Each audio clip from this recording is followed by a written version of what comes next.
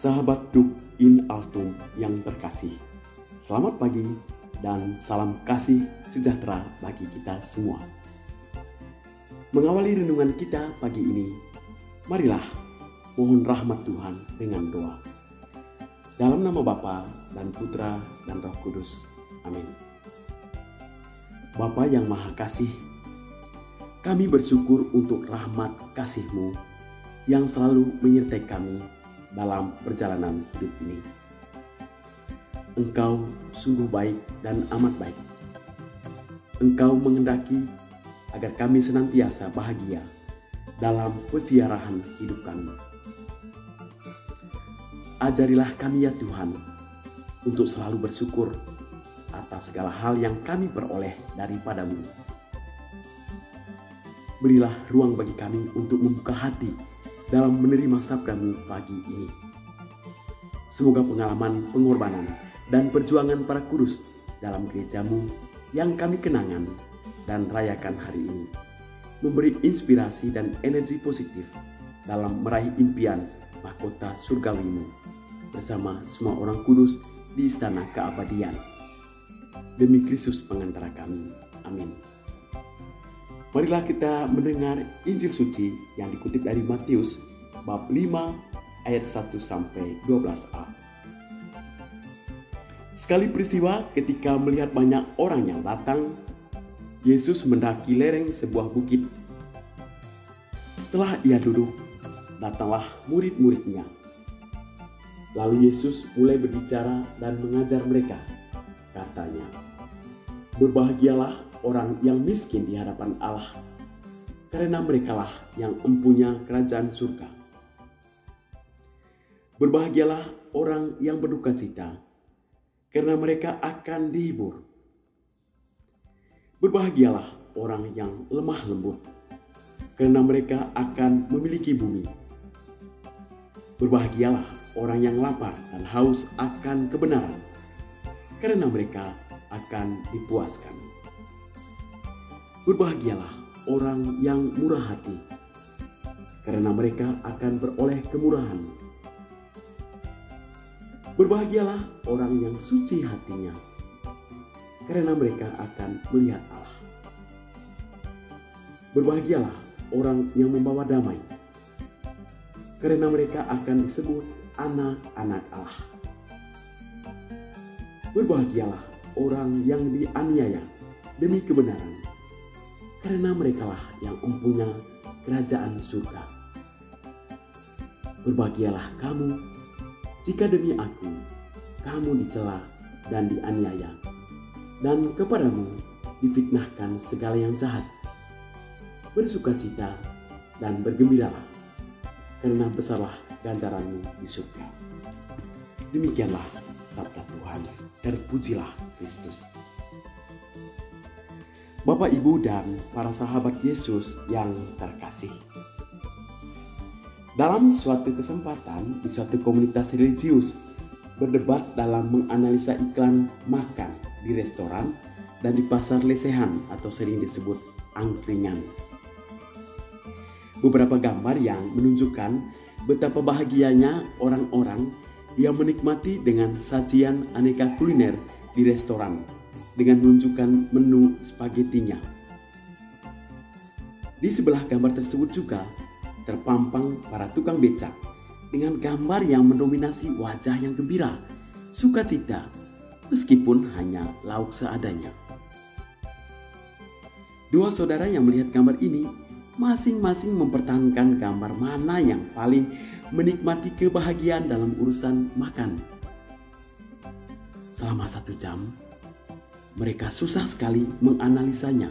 Siapa yang paling bahagia dalam menikmati sajian yang berbeda dengan brand kelas sosialnya yang sangat kontradiksi, yaitu di restoran dan di lesehan dengan menu yang berbeda.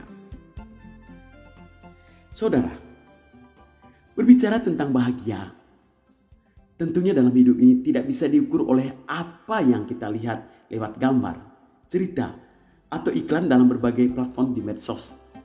Akan tetapi, kebahagiaan dapat ditemukan dan dirasakan oleh orang yang bersangkutan. Sapaan dalam misa live streaming semacam jargonnya sang gembala dengan tagar "Jangan lupa bahagia". Rupa-rupanya sabda bahagia yang disampaikan oleh Yesus hari ini yang dilukiskan oleh Matius memang sangat menantang bagi kita dan kadang-kadang sulit dipahami. Bahkan susah untuk dianalisa dari berbagai sudut pandang yang berbeda. Terkesan adanya pengertian dari satu sisi bahwa ukuran atau dimensi orang yang berbahagia itu tidak seperti yang biasa dibayangkan pada umumnya. Mengapa? Karena bagaimana mungkin orang miskin, berduka cita, yang lapar dan haus, dicela dan dianiaya itu bisa merasakan kebahagiaan?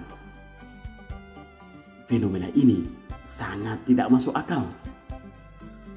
Namun dalam ruang lain, perlu mendapat tempat untuk menggelorakan jiwa dengan pujian positif, yakni dipuji bahagia mereka yang lemah lembut, murah hati, suci hatinya, membawa damai, dan lain sebagainya.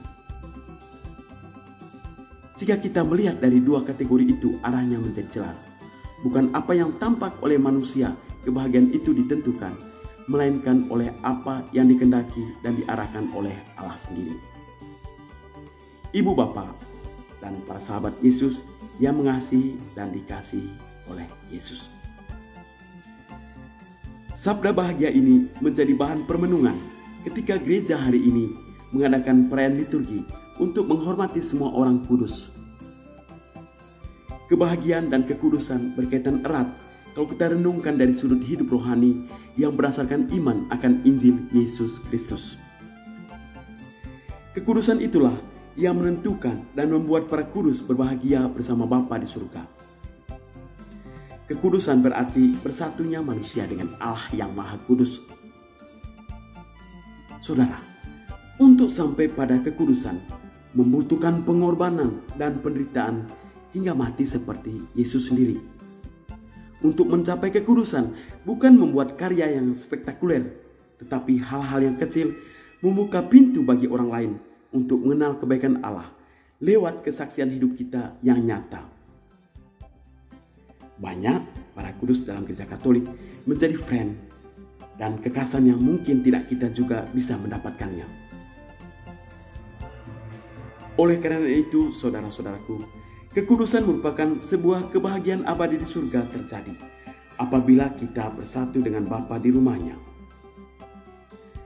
Sabda bahagia yang pertama menegaskan, berbahagialah orang yang miskin di hadapan Allah, karena mereka lah yang mempunyai kerajaan surga, dari Matius bab 5 ayat 3. Berhadapan di hadapan Bapa berarti memiliki kerajaan surga, dan masuk ke dalam kerajaan surga itu menikmati kedamaian abadi.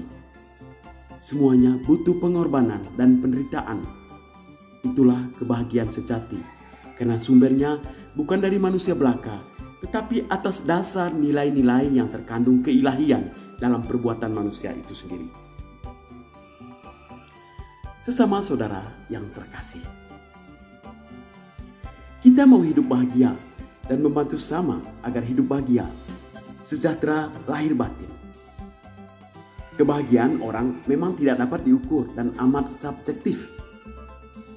Namun rasa bahagia ataupun ketidakbahagiaannya amat dipengaruhi oleh situasi faktual yang objektif.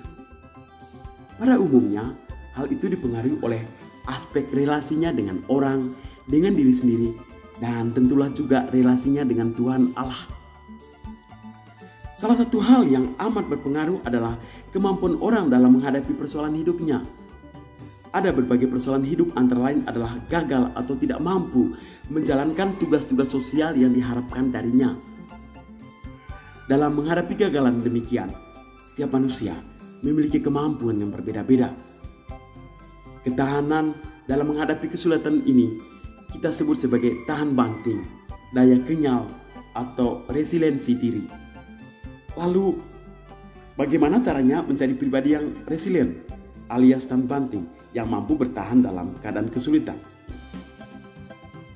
The Happy Therapy Book dalam sebuah buku psikologi Tower the Towers mengatakan ada dua pilihan ketika seseorang dihadapkan pada sebuah masalah, yaitu menyerah atau bangkit dan bertahan. Orang yang tahan banting atau memiliki ketahanan yang kuat biasanya akan berjuang, berdiri tegak untuk menghadapi masalah kehidupan. Jika seorang tidak memiliki daya kenyal yang kuat, maka ia akan gampang sekali hancur ketika jatuh dan terbanting. Daya tahan banting adalah sangat penting agar kita bertahan dalam kesulitan. Tahan banting yaitu kemampuan untuk bangkit, beradaptasi, dan bertahan dalam keadaan sulit. Cirinya yaitu punya daya juang yang tinggi, gigih dalam menyelesaikan apapun, dan orang yang tahan banting punya kesehatan. Saudara-saudaraku, umat beriman yang dikasihi oleh Tuhan. Apakah diperlukan usaha khusus untuk menjadi kudus dan menikmati kebahagiaan surgawi? Hidup beriman yang sehat dan setia sampai pada akhir menjadi kunci mengarah kepada kebahagiaan yang dikehendaki oleh Allah. Sabda bahagia hari ini memberi ciri-ciri, kriteria, dan keterangan mengenai orang yang mencapai kebahagiaan sejati itu.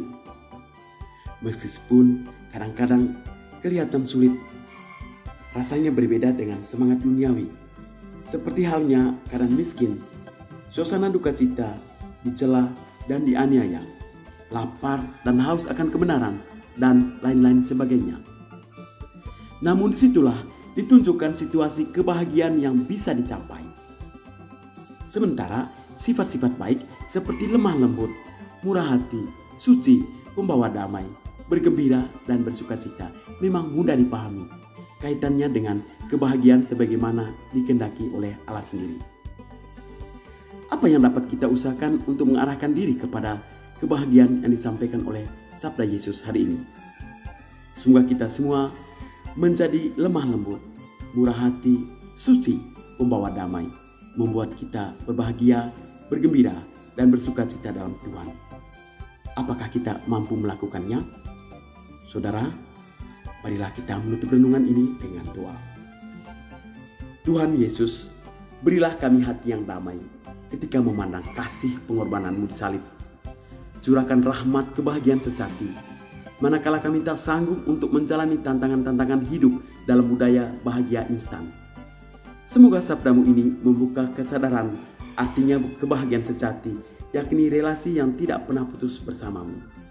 Semoga dengan kepenuhan cinta-Mu pula mendapat rahmat kekudusan dalam diri kami, sehingga kami dapat merawat, memeluknya kekudusan jiwa raga kami yang berasal dari-Mu. Semoga dalam tertatih persiaran ini kami tetap berjuang sampai pada istana surgawi. Demi Yesus Kristus Putra-Mu yang hidup dan berkuasa kini dan sepanjang segala masa. Amin. Dalam nama Bapa dan Putra dan Roh Kudus. Amin.